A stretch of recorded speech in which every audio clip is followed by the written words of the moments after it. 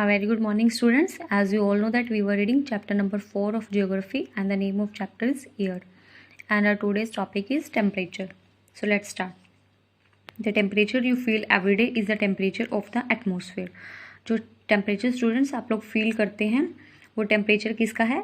Atmosphere का है. The degree of hotness and coldness of the air is known as temperature.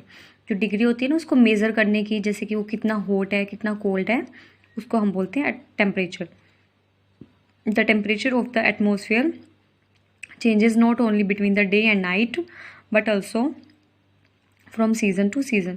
जो temperature है वो ओनली डे और नाइट में चेंज नहीं होता, वो सीज़न टू सीज़न भी चेंज होता है. अभी जैसे देखिए विंटर सीज़न आ रहा है तो अभी टेम्परेचर क्या है, लो हो रहा है. और अभी जब भी आप समर सीज़न में मई अप्रैल जून का जो मंथ होता है उसमें आप न्यूज़ में या न्यूज़पेपर्स में देखते हैं कि जो टेम्परेचर है 40 क्रॉस हो गया, 45 हो गया. तो क्या है, टेम्परेचर चेंज होता है during the season two season. An important factor that influence the distribution of temperature is insolation.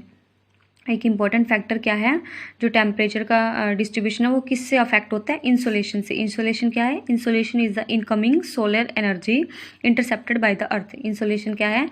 जो सोलर एनर्जी आ रही है ना अर्थ पे वो कितनी रिसीव कर रही है अर्थ, वो अमाउंट है insolation. The amount of insolation decreases from the equator towards the pole. अभी देखिए जो इंसोलेशन का अमाउंट है, इंसोलेशन मतलब आप हीट समझ लीजिए, सन की जो हीट है ना वो हमें मिल रही है, तो वो अमाउंट क्या है, डिक्रीज होता है. कहाँ पे कैसे डिक्रीज होता है? सपोज ये आपकी अर्थ है, ये इक्वेटर है और ये पोल है, नॉर्थ पोल एंड ये साउथ पोल. अभी ये क्या लाइन है? The amount of insolation decrease from the equator toward the poles. मतलब इक्वेटर से जो इंसोलेशन है मतलब हीट है वो पोल्स की तरफ कम होती जाती है. मीन्स यहाँ पे सबसे ज़्यादा हीट है क्योंकि सन यहाँ पे डायरेक्ट होता है और यहाँ पे ऐसे स्लैंटिंग रेज जाती हैं. दैट्स वाई यहाँ पे क्या है, हीट थोड़ी कम होती है. Therefore the temperature decreases in the same manner.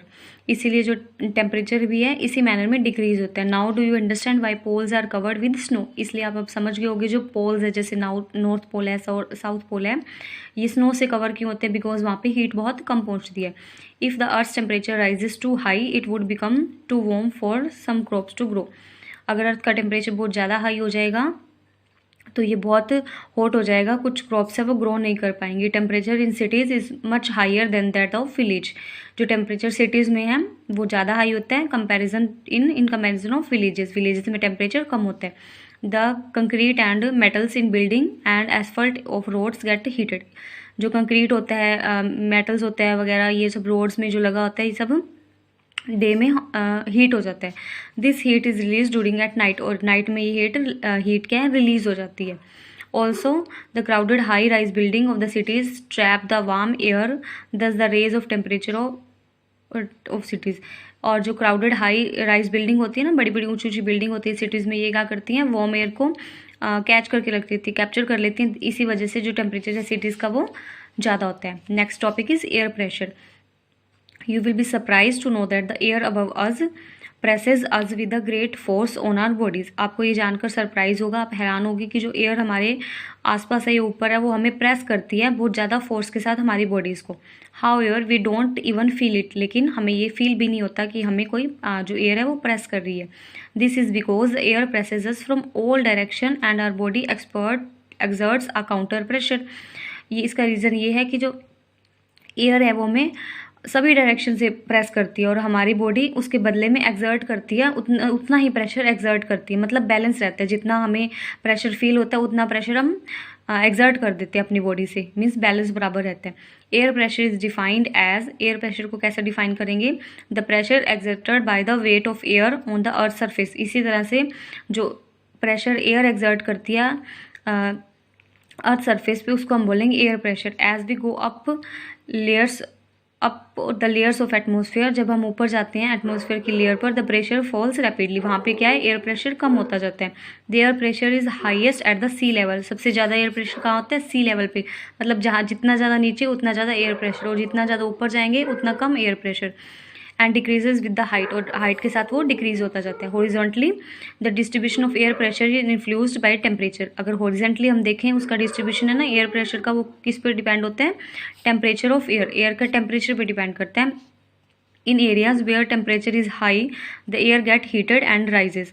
Jin area में टेम्परेचर ज़्यादा है वहाँ पे एयर हीट होती है और राइज ऊपर की तरफ चली जाती है। This creates low pressure area, वहाँ पे लो प्रेशर हो जाता है। Low pressure is associated with cloudy skies and wet weather. और लो प्रेशर के साथ क्या होता है, क्लाउड्स आ जाते हैं, वेदर वेट हो जाता है, वहाँ पे रेनफॉल की पॉसिबिलिटी ज़्यादा हो जाती है।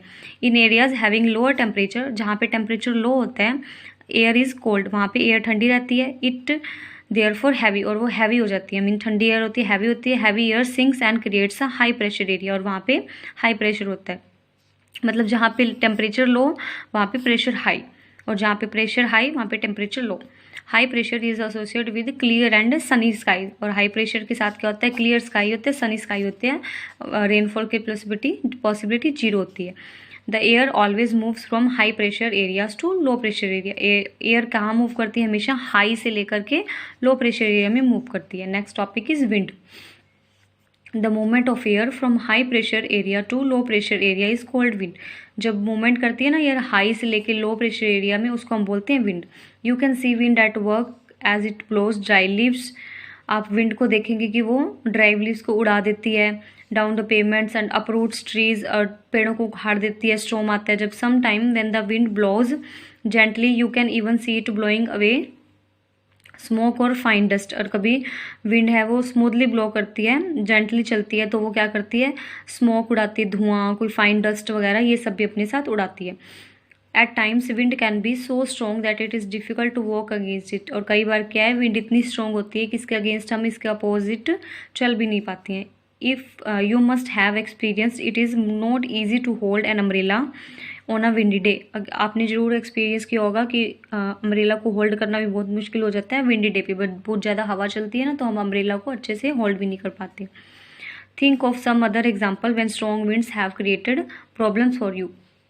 और एग्जाम्पल आप सोचिए जिससे कि विंड ने आपको प्रॉब्लम क्रिएट की हो। Wind can be broadly divided into 3 parts. Wind को हम 3 पार्ट्स में डिवाइड करते हैं, permanent winds, seasonal winds and local winds.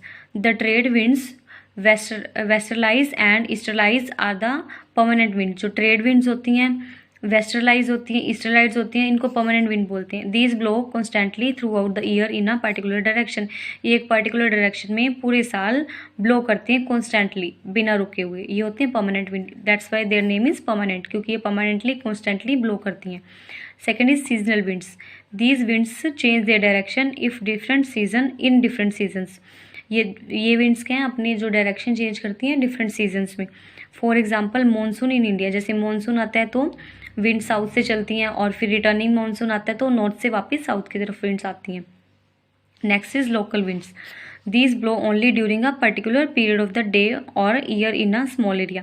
ये क्या है, किसी पर्टिकुलर एरिया के पर्टिकुलर पीरियड में या पर्टिकुलर टाइम में ब्लो करती हैं, किसी small area. For example land and sea bridge.